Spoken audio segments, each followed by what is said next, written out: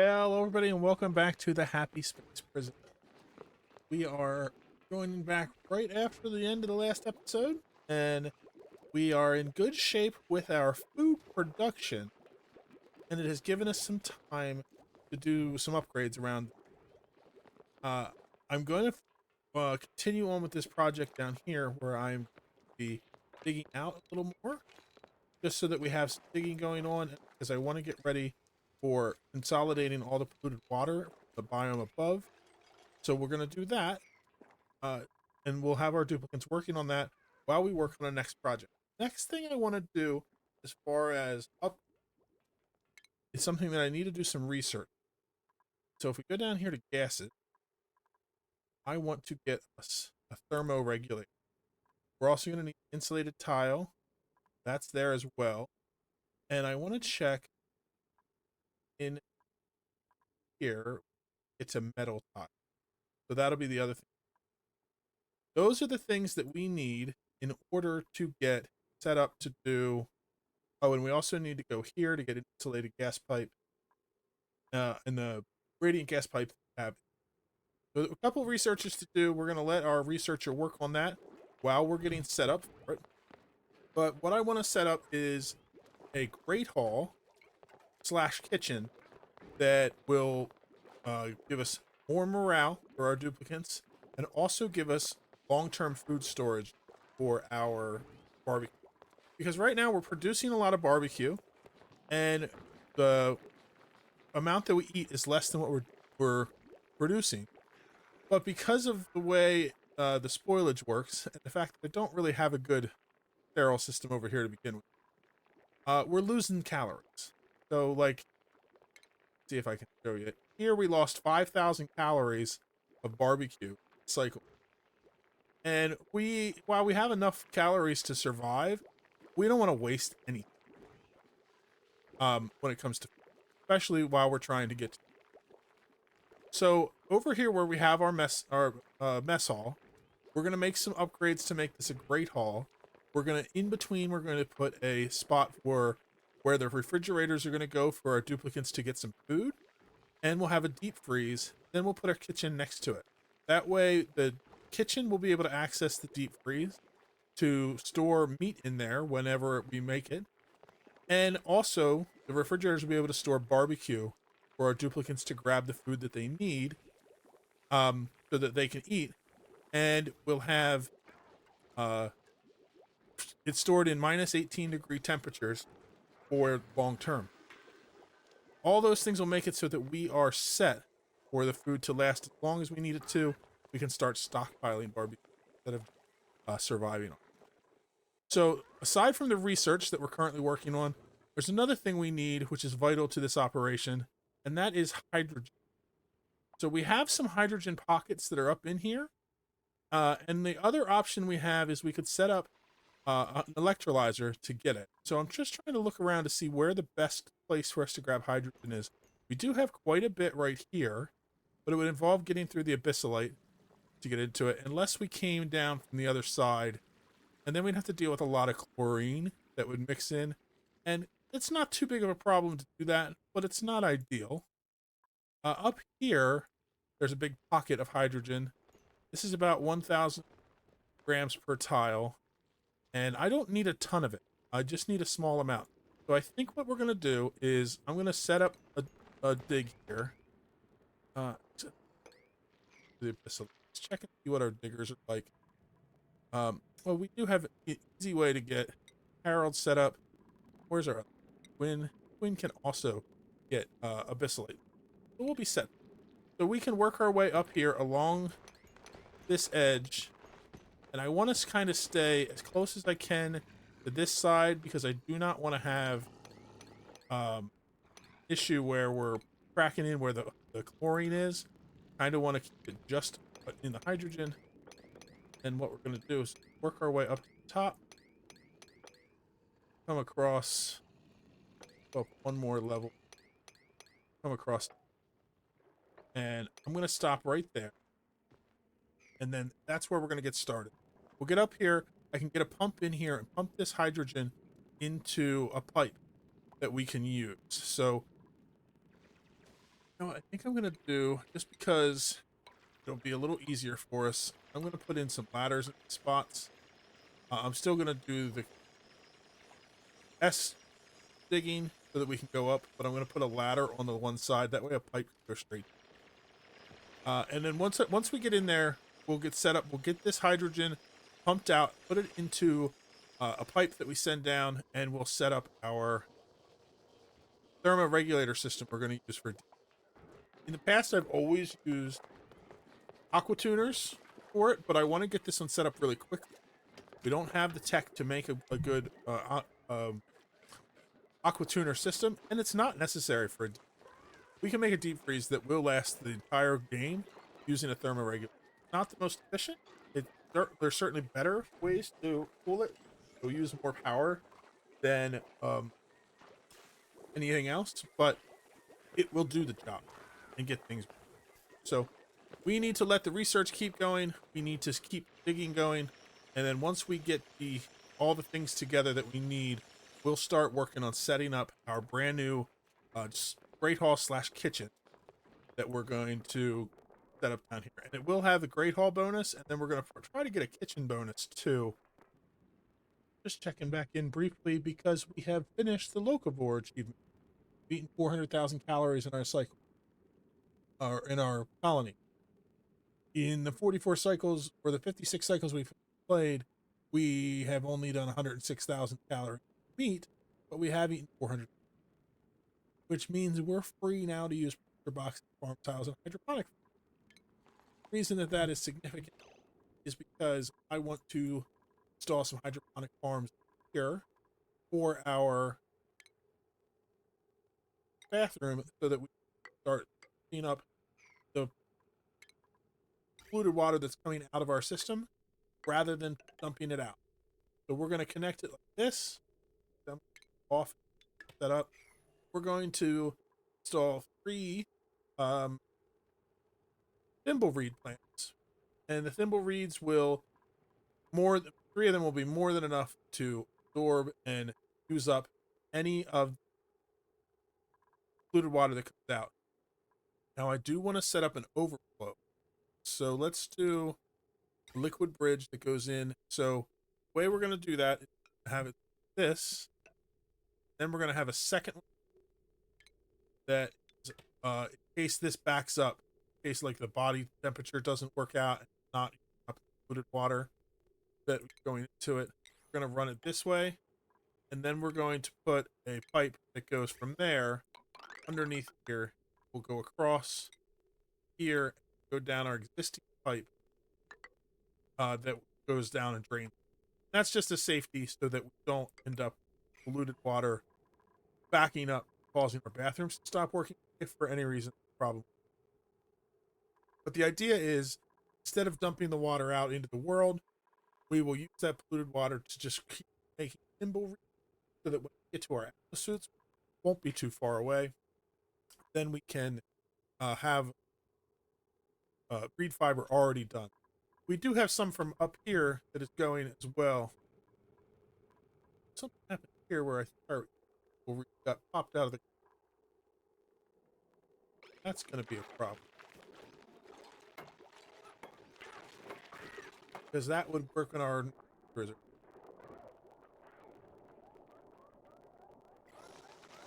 Oh no, we have thimbleweed there. We just got an extra seed out of it. Okay. I was concerned that thimbleweed had popped out of the ground. Nope, it's still growing there in the background. Our nature reserve is still working. So we're good.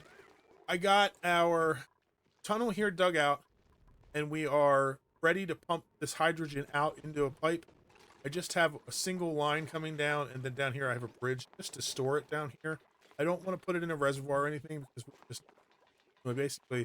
we're only going to need a small section of this to create what we need. So it will be fine. But we're just going to pump it out until we get all this hydrogen picked up. Later on, we'll just dump it into our hydrogen generator because that's another project we do fairly soon. So let's check out the research. Finished the insulated pipes. We finished the thermoregulator. The other thing that we did was to get to metal tiles because we need a metal. You don't technically need a metal tile, but a metal tile will help us to keep food colder. Okay, so let's finish that research and then get all this built, and then we'll start building our actual kitchen. Now have some things set up that are ready to go. So we have hydrogen backing up in this line. That's already more than what I need, so it's fine. But we're just going to keep pumping it until this line gets filled up because I don't need hydrogen in this room. I did put this Dreco back inside. Came out because I created liquid lock. Good trick if you ever want to create a liquid lock to prevent the gas from coming out. You don't want critters getting out of a room. You just put a pneumatic door of a liquid lock like this. That way, duplicates have to go through the door. These guys can't go through the door. Set. Anyway, pumping the gas down here. It's going to get stockpiled. This line. We have plenty of it. Did a little bit of changing in here. Right now, I just have the food on the floor. We'll get it fixed so that it's not like that. What we need in this room is a couple of other things to make this a great hall. Let's check our research. The research that we were doing for metal tile is almost done. When that's done, we want to come down here and research some furnishing stuff from decor, because we need to have a fancy decoration item in that room to make it a great hall. A painting will do.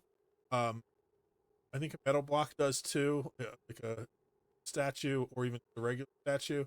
So we'll see what we decide to put in, but we're going to need to put something else in here. I do like putting the paintings in. I'm just not sure if I have a lot of reed fiber yet.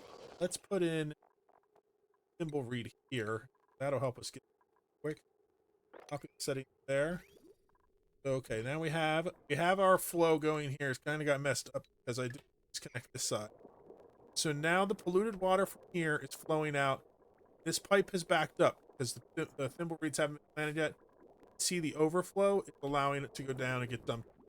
Exactly what we want. Once these are planted, we won't have any overflow, but it's always good to back up systems so that you don't have future problem, especially when it comes to bathroom. Nobody wants polluted water all over. So once we get these planted, they'll start making thimble reed. We use that the paintings. I don't know if we have reed fiber yet.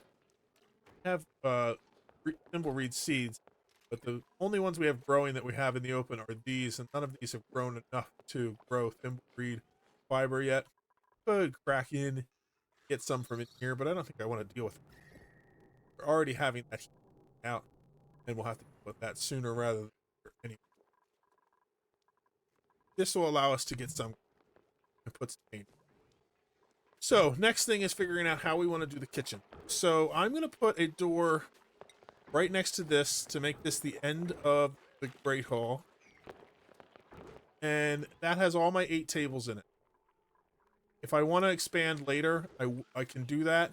But for now, I'm just going to stick with 8 duplicates for a while. Don't want to expand farther unless I have to, because having too many duplicates just increases the demand on things. I'm not trying to rush things. So this will end that there. The next thing we want to do is put in where our deep freezer is going to be. So I'm thinking we'll do it like this. We'll deconstruct this door, and we'll put a refrigerator right there. Because right now we're only having one type of food. So I can store... I think I actually want to set it up so we have a backup in case we need something. So let's go back another tile. 2. So this is where we're going to have the actual freezer set up. We'll put 2 refrigerators there. The reason they're on this side of the door is because I want to make them part of our kitchen. Because our kitchen has to have a refrigerator. So the kitchen will be here. And then that'll also have spots for where we're building. So let's go in here. And for now, all we need is to have an electric grill here. And then that can be the end of the room. I'll put a door in so they can get it.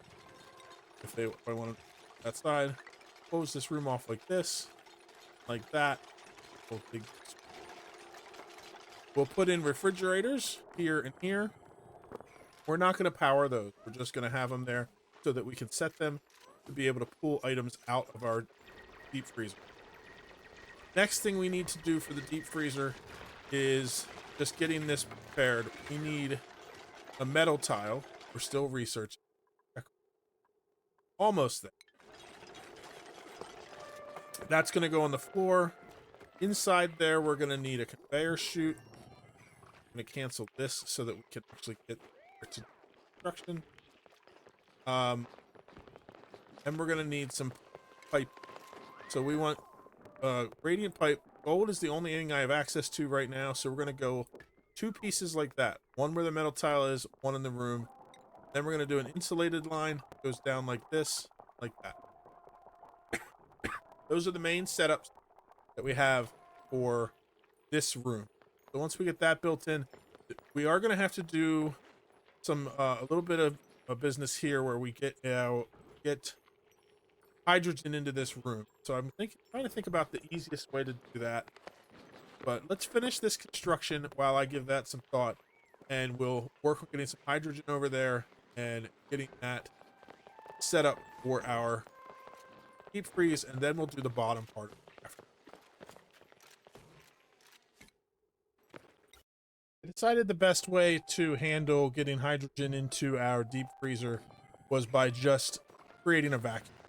So I put a little bit of water here, built a ladder to get up this side of it, and then I blocked it in so that there's a vacuum created in here. I have our hydrogen line running up here. So once we get this built so that the vent is here, we'll fill this little room with hydrogen. Then after we get hydrogen into this room and we get everything built the way we want, move the vent and we'll seal it back up, and we'll delete the little excess hydrogen or release it. It doesn't matter. And we'll finish building the kitchen from the other side. So right now the hydrogen is coming over. We'll get some in this room. What we want to put in is we want to put back in our conveyor chute right here. We want to put a shipping line to that. That's going to come in. This is going to be coming in from a couple of places. So we want to come over here. Let's go. How it works. We're going to come underneath here and up this way. Over here. We're going to put in a conveyor loader down here. Put one there. This. And we'll put a conveyor bridge across. This one is going to get set to be for meat. Meat will get picked up, shipped over, dropped off into here. The other thing we'll need to do is we'll set up something on the other side for when we have our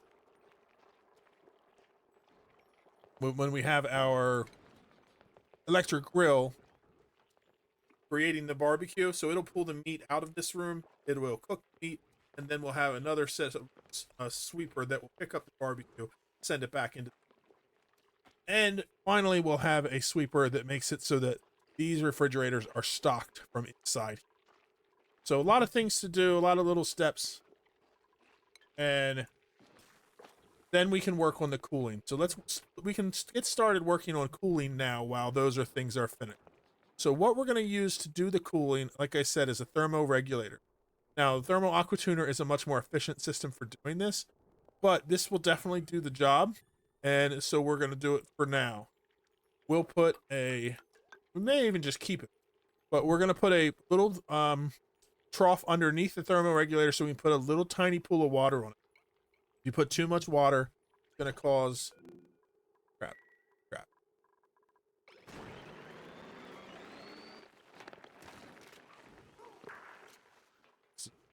Bug.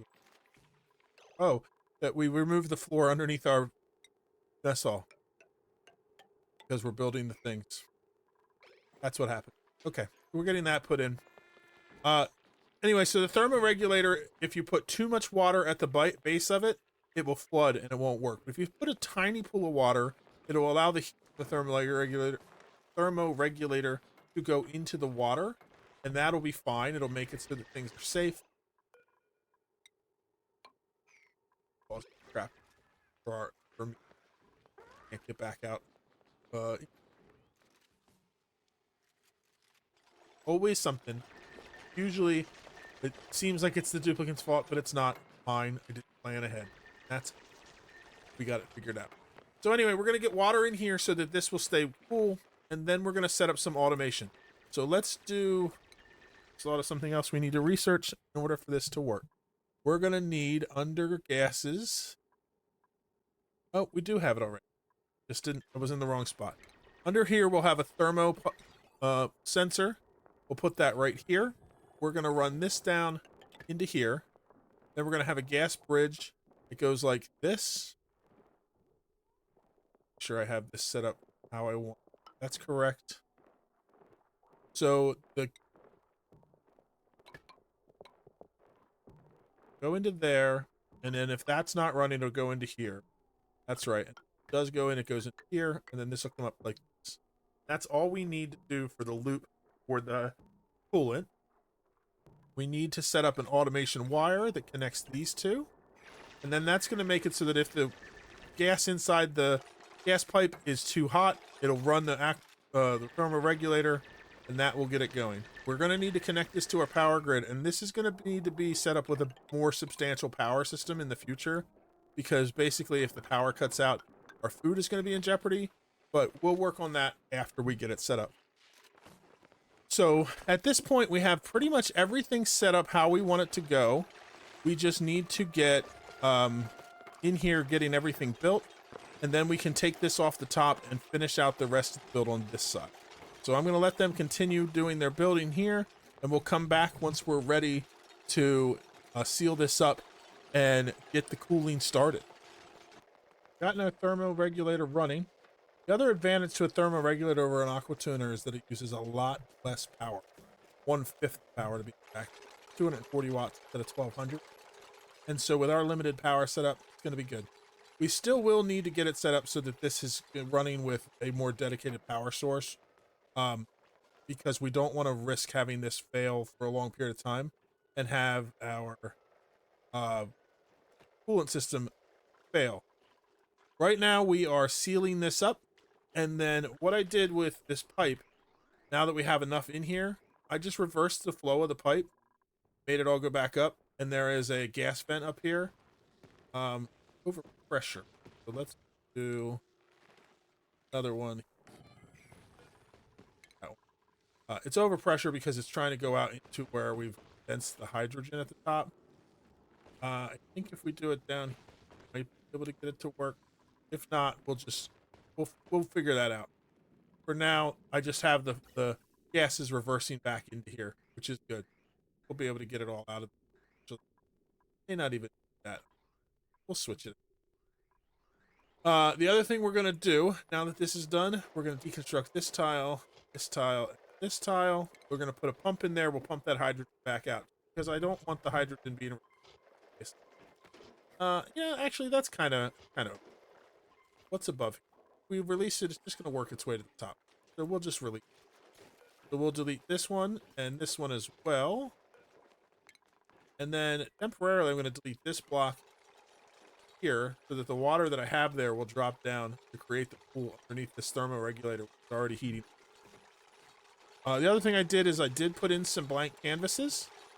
I gave Nisbet, our researcher, now has Masterworks decorating. Just seemed to fit. They're a researcher. They'd be into artworks as well, and it was probably the only one that could get to. So she's also scheduled under priorities as the only one that is able to do decorating. Nobody else will. So when she has time, she'll come over here and she'll decorate the painting. Nobody else will. That way I won't get any paintings that are not Masterworks. Okay, so next thing I need to do, I need to put this tile back. It's two. To put in a bottle emptier here so that I can put a little more water there. Not a lot, because I don't want it to be so much that this stops running, but I want to have enough water there that it'll at least absorb enough heat that this won't overheat. And if you look in here, we already have our hydrogen gas at -17. It has just reached over into -18. That means any food I put into here is going to be deep frozen already. Like, that's how quick that went, because of how small it is. We got art underground from doing our painting. If you notice, we got a check mark here because we started doing farm plants, but we'd already gotten the achievement, so that's a problem. We're at 157,000 calories in Carnivore, 36 cycles to go. And it's going to be tight. We're going to get it. Okay, so we have this. Oh, actually, that water filled out across. I think I'm going to cancel this. That's just the perfect amount of water for what I want. This water will transfer heat with the air around it, and it'll take a long time for that water to heat up to the point where it's going to be a problem. We can also come through once we have active cooling to just get a little bit of active cooling solution there. We look here, we are now at a Great Hall status because of the paintings and the water cooler. So we have a Great Hall. I want to set this up now. Get power to our system here. And this we're going to set to for meat. Any meat comes in here, it's going to get picked up and shipped as soon as that power line is installed. And then it'll get stored in here.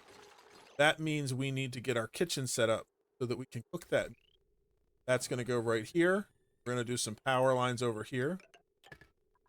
And then I also need to construct this tile, this tile, this tile.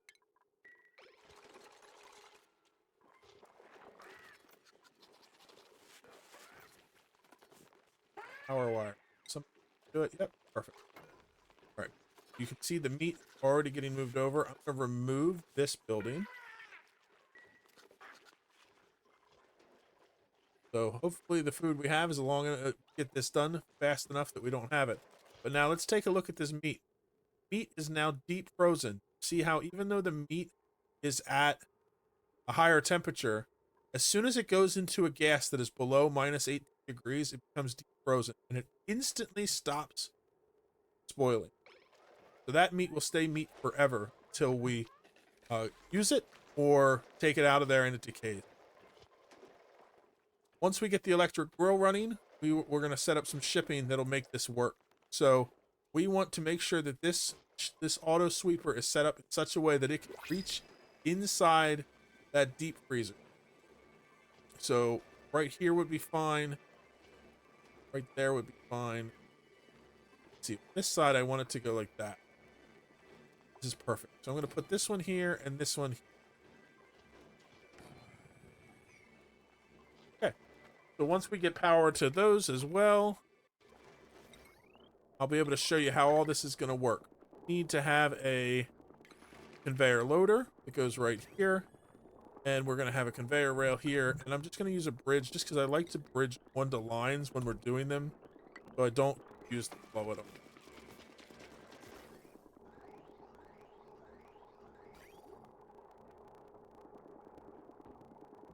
We have a lot of little things here to get built.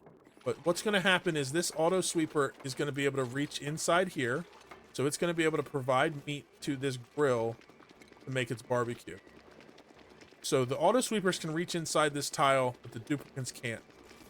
So what we need those to be powered and ready to go. They'll pull the meat out from here, put it into the electric grill. Once it's cooked, it's going to drop barbecue on the floor, which means this one will pick up the barbecue and put it in here, where the barbecue will get loaded back into the deep freezer. This one will reach in here and grab barbecue and put it inside this refrigerator. And we're going to set this to only hold 1 kilogram. So it'll only ever pull 1 kilogram out at a time. So this 1 kilogram will be decaying slightly while it's in there. See that it has its status, its temperature is raising, but it's only 1 kilogram and it will get eaten quickly. As soon as it gets taken and somebody eats it, then we'll have more put back in from here once we have more stored. So now we need to set barbecue in here.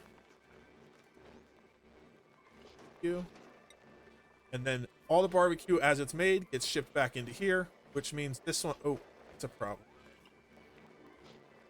I knew I was going to forget about something. Can't have this loader here because otherwise we create a...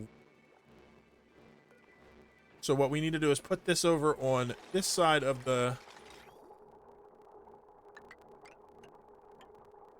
auto sweeper. And then we have to go and put this here so that this one can reach it, but this one can't. That way it won't pull the barbecue out of here and put it back into here, which gets loaded back. And then that should make it so that this is working. All this is deep frozen. This is only running a little bit to keep things going, and anytime this goes above minus 40 degrees, let's actually set that down a little lower, because why not? Keep it colder. This needs to be barbecue again. And anytime we add any other food that we cook into our kitchen, we just need to set that up. Last step is to extend our power wire over because we moved that. I'm going to suppress the things on the refrigerators. And the second fridge here is because once we start storing other food in here, we'll be able to pull it out. But all we really want to do is make sure that the barbecue for now stays perfectly frozen so that we don't end up with our calories being lost. Now, we did run really close to being out there, so what I'm going to do to get things rolling is take out a couple of these hatches in here. They would eventually work their way down here, but I need the meat now instead of later. That's a problem. Let's move here. Set this to allow manual.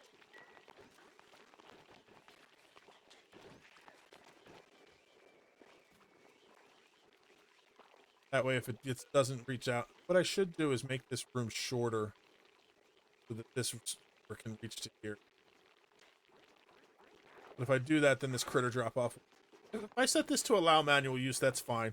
Because if any meat's around the base, I want them to be able to bring it in here and throw it into our deep freezer anyway. So that'll be fine. So now we're using our... Oh, so that's a problem, because this can reach in for the barbecue too. This is getting a little more complicated than I was thinking.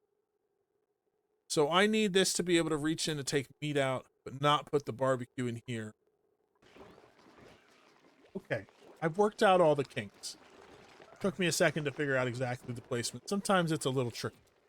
So we have some meat here getting picked up, taken over across, so we'll be able to see what's going on with it. When it gets dropped off in here, this one can reach in and grab meat. So it'll grab the meat and put it into our electric grill. Once it gets cooked, it can put barbecue in here, and it can also take the barbecue out of here and put it into storage. This one cannot reach into the deep. So all it can do is pick up the barbecue here and put it into the conveyor loader here that has barbecue. I think I'm going to try putting the allow manual use on this.